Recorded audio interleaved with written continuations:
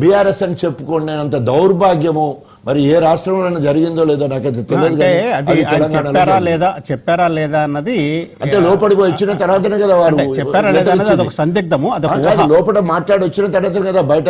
ఇప్పుడు రాజే గారు ఒక ప్రశ్న, ఇప్పుడు ఇందాక ప్రేమేందర్ రెడ్డి గారు చెప్పారు, ఏమంటారంటే టెక్నికల్గా వారు కాంగ్రెస్లో లేరు, బీఆర్ఎస్లో ఉన్నారు అంటే ఒక ఫోటో పెట్టుకున్నంత మాత్రాన, లేకపోతే పెట్టుకోనంత మాత్రాన కేసీఆర్ గారిది, లేకపోతే పార్టీ కార్యకలాపాల్లో పాల్గొనంత మాత్రాన సభ్యత్వం అయితే పోదు. ఒక విప్పు ధిక్కరిస్తే, ఒక విప్పు జారీ చేసినప్పుడు, పార్టీ విప్పు జారీ చేసినప్పుడు విప్పు ధిక్కరిస్తే అప్పుడు ఆటోమేటిక్గా కోల్పోతారు, లేకపోతే మీరు బహిష్కరించాలి. ఈ రెండు జరగలే. ఇక్కడ ఆ ఫోటో పెట్టుకోలేదు, లేకపోతే పార్టీ కార్యకలాపాల్లో పాల్గొనటం లేదు అన్నంత మాత్రాన వారు సభ్యతను కోల్పోయే అవకాశం ఉంది. మీరు సీనియర్ నాయకులు కదా, ఉందా, అవకాశం ఉందంటారా?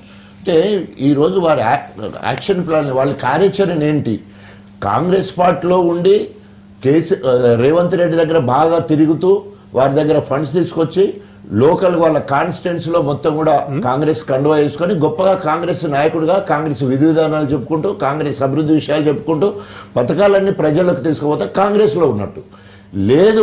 ఒకవేళ బీఆర్ఎస్ పార్టీలో ఉంటే ఒక ప్రతిపక్ష నాయకుడిగా కాంగ్రెస్ పార్టీ ఇచ్చిన హామీలు ఒక్కటి కూడా నెరవేర్చలేదు. తర్వాత వారు చేసే ప్రజా వ్యతిరేక విధానాలు కావచ్చు, హైడ్రా విధానం కావచ్చు, మూసీ విషయంలో కావచ్చు, యూరియా విషయంలో కావచ్చు, ఎక్కడికక్కడ నిలదీసే బాధ్యత ప్రధాన ప్రతిపక్షంగా ఇలా బీఆర్ఎస్ పార్టీ. నా గర్క నా ఘాట్క ఇదికి ఇటుమోకానే చేయవు, అందులో ఉన్నట్టు అది చేయవు. ప్రజలు మరి ఏ రకంగా మిమ్మల్ని గెలిపించినట్టు, వారికి ఏ రకంగా మీరు మేలు చేస్తున్నట్టు? ప్రజలకు కాంగ్రెస్ పార్టీ నుండి మేలు చేస్తున్నారా, లేదా బీఆర్ఎస్ పార్టీ నుండి ప్రతిపక్షంగా మేలు చేస్తున్నారా? తప్పకుండా ప్రజలు నిలదీసే పరిస్థితి మాత్రము ఈ ఫిరాయింపు ఎమ్మెల్యే పైన తప్పకుండా ఆ స్థానికంగా వాళ్ళ ప్రజల నుండి ఉన్నది. రైట్ అండి. సత్యనారాయణ గారు, సత్యనారాయణ గారు టెక్నికల్ గా ఇందాక ప్రేమేందర్ రెడ్డి గారు చెప్పారు, అట్లా మాట్లాడడం యూరియా గురించి ఫైట్ చేస్తున్నారంటే మరి రాజన్నకు వెళ్ళాలి. యూరియా అనేది కేంద్రం సమస్య, కేంద్ర పరిధిలో ఉన్నది, కేంద్రం ఇస్తలేదు. కేంద్రం ఇవ్వకపోతే రాష్ట్రాలు ఏంది, మన రాష్ట్రం సమస్య కాదు ఇది. అలాంటప్పుడు మేము ధర్నాలు చేస్తున్నట్టు మీరు బీజేపీ మీద ధర్నా చేయాలి కదా, ఎన్డీఏ మీద మీరు పోరాటం చేయాలి కదా. పోయినప్పుడు అలా కేంద్ర మంత్రిని కలుస్తారు, మోడీని కలుస్తారు. మరి మీరు ఎందుకు బీజేపీ మీద పోరాటం చేయట్లేదు? ఎన్డీఏ మీద మీరు ఎందుకు పోరాటం చేయలేదు? మీరు ఎందుకు ధర్నా చేస్తలేరు? రాహుల్ గాంధీ గారు చెప్తే ధర్నా చేస్తారు, రాహుల్ గాంధీ గారు చెప్తే కార్యక్రమం చేస్తారు.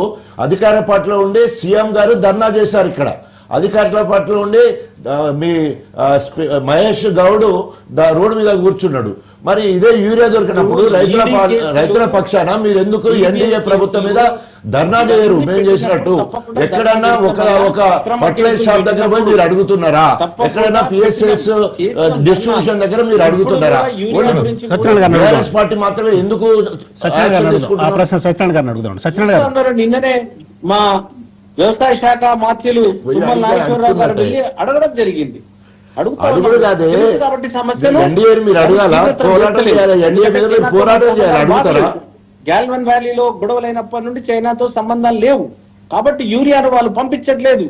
మనం యూరియాని తయారు చేసుకునేంత గొప్ప దేశంగా లేదు. ఇక్కడ ఉన్నటువంటి రామగుండంలో ఉన్నటువంటి ఆర్ఎఫ్సి కూడా ప్రొడ్యూస్ చేయట్లేదు.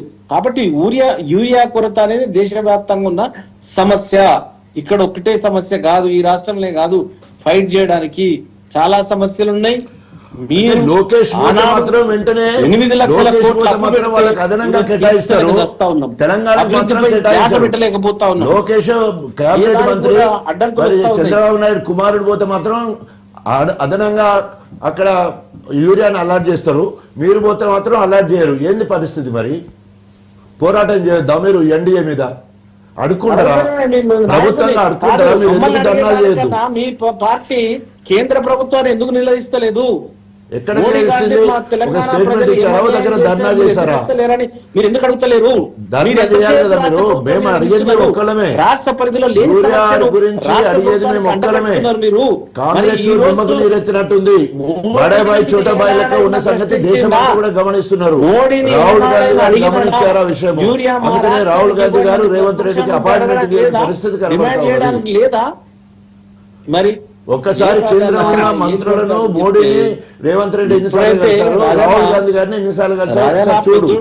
ఆ స్నేహం ఉన్నప్పుడు తీసుకురావడానికి ఎంతో పడ్డ ఏమవుతుంది ఉన్న సమస్య ఒక్కసారి గుర్తించండి. మీరు ఆనాడు రైతుల గురించి మీరు ఎప్పుడు కష్టపడలేదన్నా.